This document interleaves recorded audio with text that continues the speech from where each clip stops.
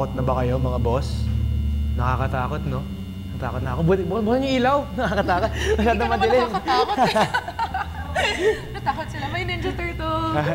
At yan, syempre, ngayon nga Happy Halloween sa ating mga boss. At dahil Halloween nga, alam mo, Carla, marami sa ating mga boss ang iba't iba ang mga pinaniniwalaan eh. Yung mga spirito, yung mga mumu, yung mga Ikaw, white naniniwala lady. ka ba?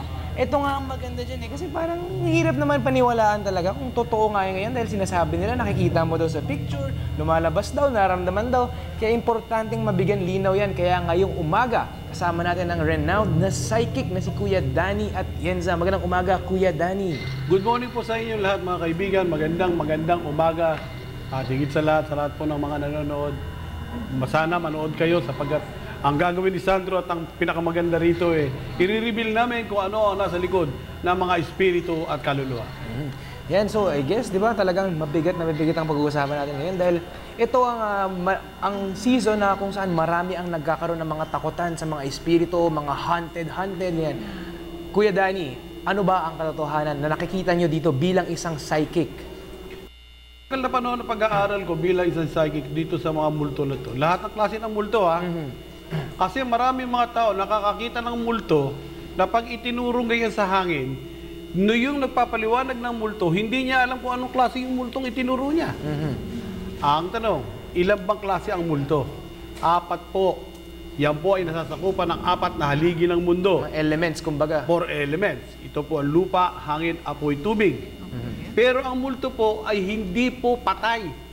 Ang patay po, hindi na magbabalik. Ang Diyos po, pag kinuha patay at nakalagay doon, hindi na niya pwedeng pabalikin. Sino itong patay na bumabalik na nakikita ng mga tao? Ito po yung 4 na elemento at yan po ang apoy, lupa, hangin, apoy, tubig na ginagaya po ang masamang espiritu. Kaya pag nakita ni nanay, ayan, may babaeng naka-white lady.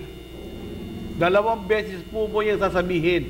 Pag 1 beses lang yan sinabi, hindi niya nakita yon. Pag 2 beses, nakita niya.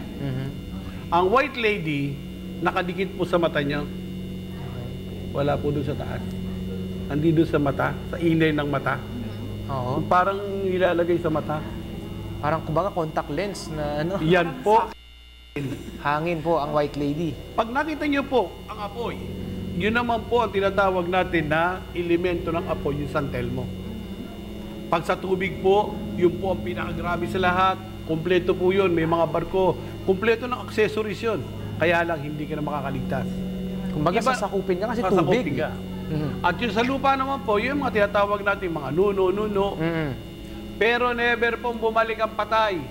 At ang katotohanan po, napakarami pong namatay na hindi na po nakapagpaalam, hindi po nalaman kung saan nakalagay ang mana.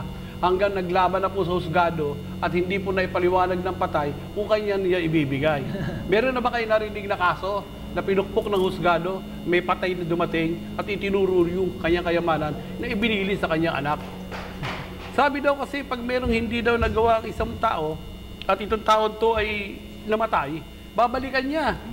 Yan po ay hindi. Sapagkat hanggang doon ka na lang, yun na lang ang papel mo sa mundo, kukunin ka na ng Diyos at hindi ka na babalik at maiiwan na yun. Kuya Danny, gaano katagal mo na pinag-aaralan ito? Matagal na matagal kasi napakaraming mga tao ngayon. Para lang kumita, pag-usapan, kumita sila. Yung paniniwala sa Diyos na wala kaya nililin. Alam mo kung bakit? Pati patay pinaniniwalaan ngayon Imbes paniwalaan ng buhay, papatay ang pinaniniwalaan. Meron ba namang araw ng patay? O sige, sa araw ng patay, binabati ko kayong lahat, mabuhay kayo. O hindi mabubuhay di ba? Patay na kasi. Para sa akin, ang patay na. At dapat nating igalang, nasa Diyos na siya. Bakit kailangan bumalik sa bahay ang isang patay? Bakit sa iba't ibang bansa ay pinagdidiwang yung araw ng patay? Samantalang dapat ipagdiwang yung taong buhay. Tama? Pangalawang katanungan. Ito, pinaka-importante, haunted house. Okay. Napakaraming haunted house Marami ako nakikita doon. Kinukuha pa nila ng camera. Yung plus po ng camera at yung ilaw ng camera, nagkikreate po ng mga iba't ibang dimension yan. Nagkikreate ng tao yan. Subukan mo pumunta doon yung walang ilaw at walang kahit ano. Hindi nila makukuha yung espiritu.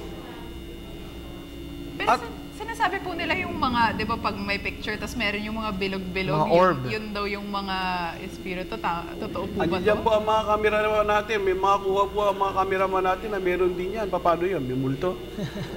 At dito, ang sabi, may multo daw. Eh wala ako nakikita ang multo dito. Sa nakikita ko dito sa Channel 4, maganda magiging takbo ng Channel 4. Makakahabol na kayo sa malalaking channel. Ako, good news pala yan. Ngayon kung maniniwala kayo sa multo, mababao kayo dito. Yun na lang ang paniwalaan natin, Oo no? nga, na magiging ano tayo. At saka hindi pa yon. Itong araw na to, ang pinagdidiwang ng mga mangkukulam, yung lahat kasi ngayon na inililibing yung buto sa krus na landas, sa isang taon kukunin yun, magiging kapangyarihan yun, magiging agimat. Wala po yun. Wala kahit ano na yun. Ang taong patay, patay na.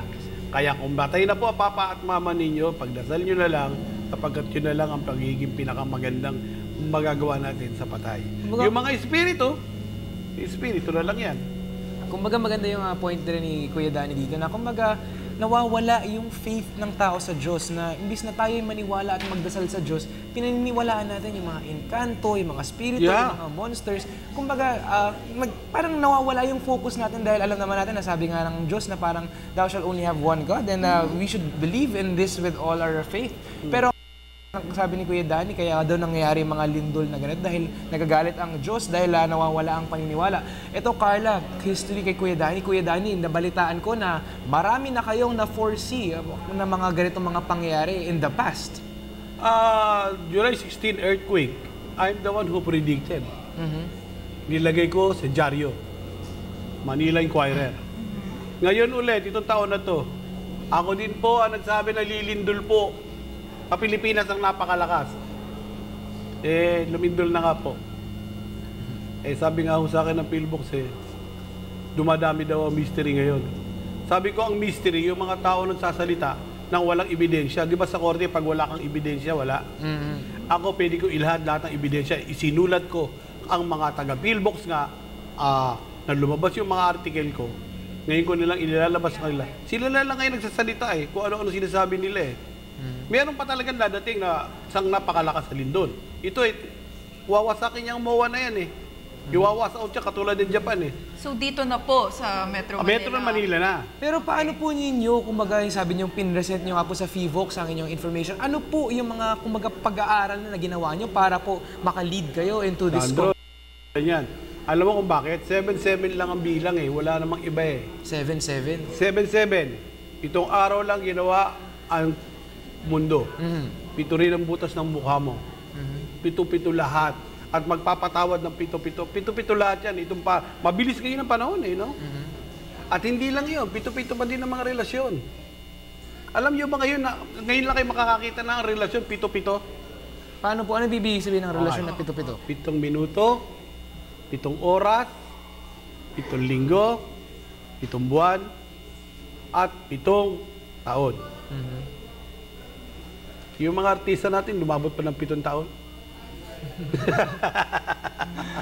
Kailangan po magsalita ng... Dalawang taon lang, ilan na 7 na yan. Siguro iba. Kung natitingnan mo, di ba? Opo. So kung titingnan mo maigi, mabibilang mo. Lumagpas na nga sa 7-7 Dahil 1990, 7-7, umabot, dapat 21 yan. Lumagpas ang 2 taon. Hinog na talaga. Kumbaga, it was waiting to happen. Oo. At yung sinasabi nilang lindol na napakalakas at tumama doon sa hindi pa yun Ang iwawas out nga yung MOA. Nakalagay. Sinulat ko sa Manila Standard, nalulubog ang Japan.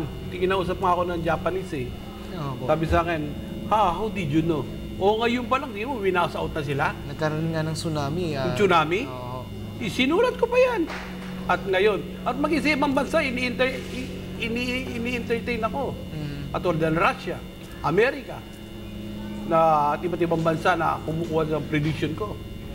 Ako lang, na isinusulat talaga. Kumbaga si Kuya Danny ang modern day Oo Nostradamus. nga. Pero Kuya Danny, gusto ko lang malaman, paano ba to parang napapag-inipan mo ba? Alam mo lang siya? O hindi mo ma-explain kung paano ba Hindi. You can nangyayari? explain. Kasi katulad mo, ang birthday ng tao, mga numero. Ang alam mo ba ang numero? May numero pa yan. At alam mo ba ang letra, may numero pa din. Yun ang phenomenon number. Okay. Halimbawa, yung boy. Ano ang number ng boy? 9. Sipin mo, ang po, ang B, 4, ang 2, 0, ang 3, Y. Kaya bilangin mo. 9. Apo. Nakikita doon, tapos nakukuha. Nababasa.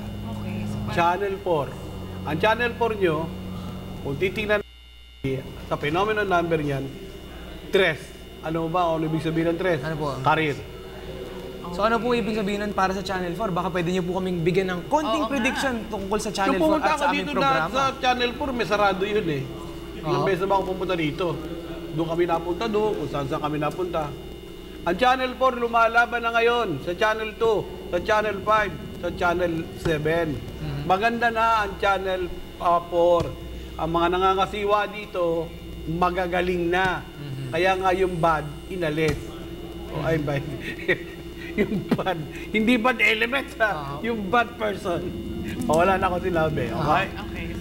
Pero ito po, kung nari naman po, mayroon po ba kayong prediction tungkol sa aming programa? Itong Good Morning Boss, itong programa kung nasan po kayo ngayon. Ano po ang prediction nyo kumbaga tungkol sa amin? Hindi maganda itong ang ano nyo eh, ang itong segment na to.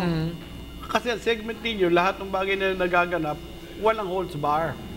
Kasi hindi ka tulad ng ibang television, bago ka palang sumalang, wag to ha, wag to ha, wag to ha. Dito, you can open ano, i-open mo lahat ng gusto mo sabihin. At wala kang dapat problemahin. So, tatagal pa kami ng ng mga 3 taon, gano'n. Hindi lang naman siguro, alam mo kung bakit. Talaga? Kasi dito ko lang masasabi na ang Channel 4 talaga, ang laki ng improvement sa labas at sa loob at sa mga tao.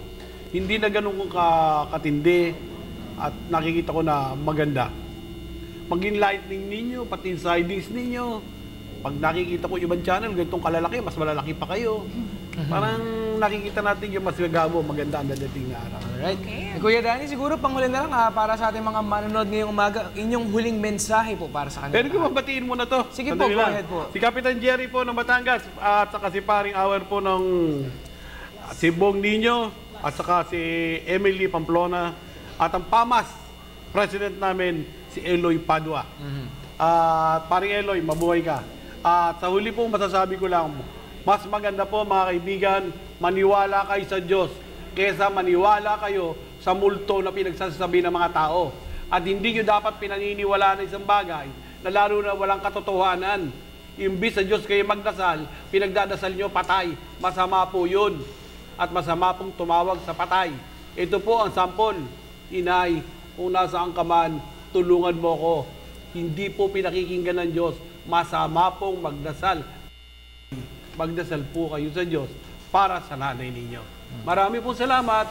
Mabuhay po kayo. Yes. Maraming salamat. And that is our renowned psychic, Kuya Danny Atienza. Maraming salamat po sa inyong panahon ngayong umaga. At talagang napakarami yung views na na-share at I'm sure marami ang nabuksan or namulat at nakaintindi sa inyong sinasabi na mensahe. Thank Salamat you, po, ma'am.